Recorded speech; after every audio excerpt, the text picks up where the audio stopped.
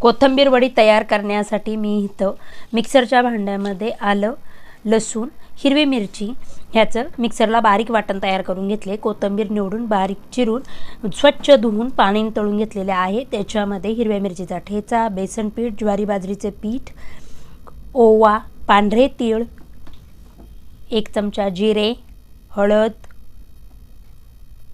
हिंग, चवीनुसार मीठ टाकून आपण हे सर्व कोथिंबीरीमध्ये पाण्याचा अंश असतो त्याच्यामुळे अगोदर पीठ आपण कोथिंबीरीमध्ये एकजीव करून घेणार आहोत। त्यानंतर पाण्याचा हबका मारून आपण हे पीठ मळून घेणार आहोत। आता चाळणीला आपण तेल लावून घेऊया। त्यानंतर लंबगोलाकार अशा कोथिंबीर वड्या वळून घेणार आहोत। त्यानंतर आपण ह्या वड्या स्टीमरमध्ये 20 मिनिटांसाठी स्टीम करून घेणार आहोत। 20 मिनिटांनी थंड झाले की आपण त्या कट करून घेऊया आणि गरम गरम तेलामध्ये आपण त्या कुरकुरीत अशा तळून घेणार आहोत। अशा पद्धतीने कोथिंबीर वड्या